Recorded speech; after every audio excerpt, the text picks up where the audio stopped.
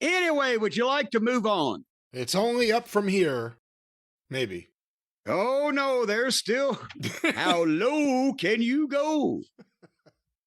We got the Intercontinental title on the line with our boy Takeshita and his manager Don Fallis going up against Kenny. It's Kenny. Kenny's back. And I wrote at the bell, I really don't want to see any more of this show after the last match. Maybe these two young, well, one young and one middle-aged whippersnappers will get me into this, and they started by trading forearms. And then they did a long exchange on the floor. It's the same shit. It's like if you write bullet points, which I do, it's the same shit. They traded fake forearms. They have a long exchange on the floor. If all they do is imitate shit, why can't they imitate a match from the 80s or 90s instead of some of this fake bullshit we get these days? And then Take got heat on Kenny, but there's no incredible turning point of momentum where the heel cheats to gain an advantage and then gets aggressively on the fucking opponent, taking advantage of his opportunity while it's available to him. It's just his turn to be in charge. It's not like either one of these guys are working babyface or heel. They do the same kind of moves and they do the same kind of things, but at least Take has a manager. So at one point, he interfered when Kenny was on the floor and punched him a few times and then killed the heat by turning around and hurting his hand on the punch and selling the hand for the camera and mugging. Yes, that is a manager spot. You don't do it during your guy's heat that he's trying to get. And it's the same, again, description that I give the other match earlier, or gave the other match earlier, fake strikes and rotten basics in between moves that nobody could ever kick out of. And they just take turns with it. And it was 7 minutes in. Take a shit pulled out a table and took a while to set it up, but they avoided it for a while. They came back to it later. Meanwhile, it was just sitting there at ringside in the way and nobody ever bothered to take it down. I mean, they're doing rolling fireman's carries on the floor and Kenny took a bump on the railing, but now at this point, we were 9 matches and almost 4 hours in, counting the pre-show, and the crowd is, and they grab a long hold. And then they kick it up after a while. Kenny goes for a dive, but Don grabs his foot. At least, again, the manager interfering, even though he's doing commentary and he gets up from the announce desk to do the interfering. So you kind of see it coming. And Take clotheslines Kenny over the top and gives him a German on the floor. And they milk a spot with the table, but Kenny comes out of the thing and Kenny turns the table over and the fans start booing him. The babyface, they're booing him because they think he's going to take their furniture spot away. That's where these idiots, the position they have put themselves in, where it doesn't matter whether you're one of the biggest babyfaces in the company or one of the biggest heels. If you do a spot with furniture, they're going to cheer you. And if they think you're going to take it away from them, they're going to boo you. Because they don't care about you. Yes, I'm talking about you, not the cult of Cornette, not the listeners out there. I'm talking about the AEW roster, many of whom are listeners. You dumb shits. You have all caused this because you think that you are characters in a video game or you are doing some kind of live action underground movie in one take. I got news for you. Tarantino ain't going to pick you up. But you've created a situation for yourselves where you've made your jobs ridiculously harder than they already were because you can't fucking control yourselves. You do too much and you do too much shit that looks phony and you do too much shit that doesn't make sense. And that's why nobody cares about you, and they just want to see the next stunt. And if you botch the stunt and it looks bad, they'll say you fucked up. But if you botch the stunt and it looks dangerous because it breaks your fucking leg, they'll go, holy shit. And your fucking broken leg won't feel any better. You blithering simpletons. So then, with the table upside down, Brian, and the legs sticking up. Now, bear in mind, Harley Race took so many table bumps, he finally took the bad one and it perforated his intestine and led to the end of his career, and he had to have surgery. But with the legs sticking up, Takeshita goes to give Kenny a gourd buster onto the legs. Well, he tried for the legs and kind of missed, so he just dropped him on the table flat. So then he turned the table up sideways and dropped him ribs first on the edge of the table. But in between stunts, the pace was glacial. As they were trading forearms like they were almost dead and then going into the running spots where they're hitting the ropes.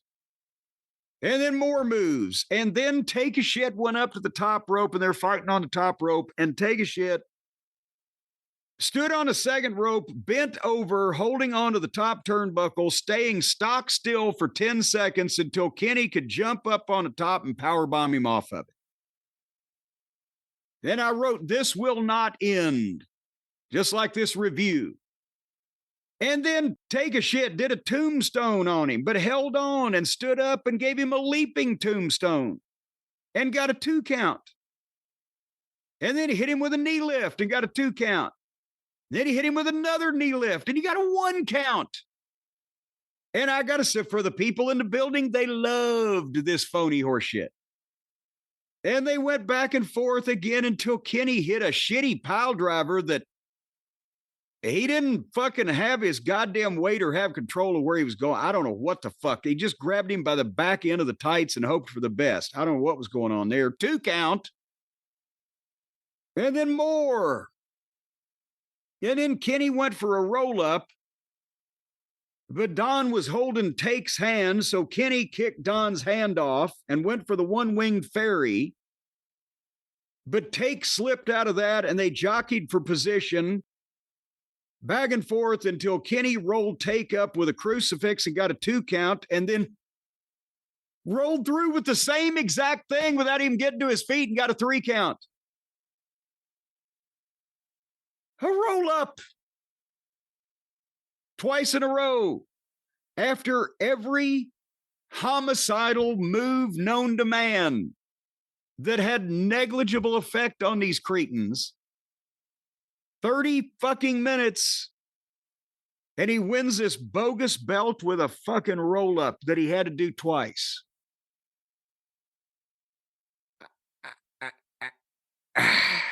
Your thoughts? I'm sorry to tell you, I enjoyed the match. But again, with AEW, I get to a point where I understand it's not logical wrestling. It's every single match is its own unique thing where they could kick out of anything and do everything, and then the next match will do the same. I got to a point where I was delirious with this show, and I started enjoying a lot of things for the wrong reasons. But I like this match. Here's a question for you. We were told Kenny Omega had diverticulitis surgery. Where does that happen? Where would the scar be? I didn't see a scar. That's what I was looking for. Well, that's a good question. I wonder. It's the intestines, right? They would take out part of your intestines? Well, but now there's 2 things. Number one, is this one of the things they can do with a scope these days rather than a long incision? And number 2, is something like that, do they go up through your asshole? I mean, they might have had a more unobstructed path that way with Kenny. I don't know. If anyone knows, let us know. Because I was thinking that, they were selling his gut. He was holding his gut the whole time. We took that spot on the table. But if he had surgery, where would the scar be? Where's the scar?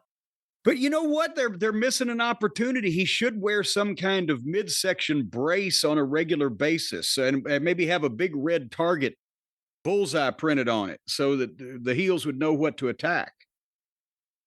Well, it seemed like they may have known. Don Callis is a manager.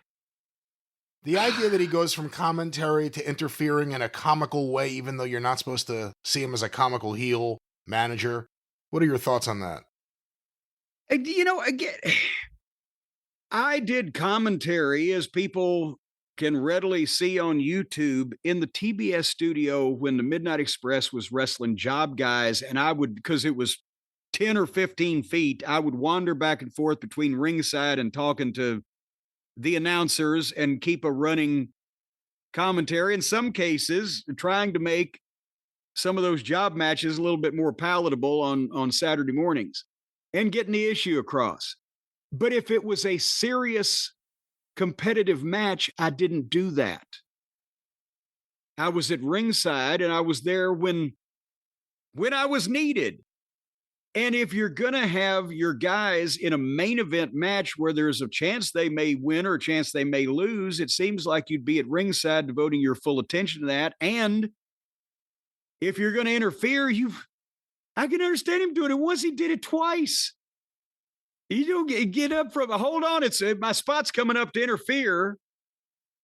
And then get back down and just sit down and put a headset on again. It's comical. Everything is played for laughs or with a wink at everybody or a nod or tongue in cheek, as they say, or yuck, yuck. And it's just all these guys, they dress up like their characters in their fantasy video games where they are someone, and they go out there and they defy every law of logic and common sense, and everything's played for laughs, which is why their crowd gets together to fucking laugh at them.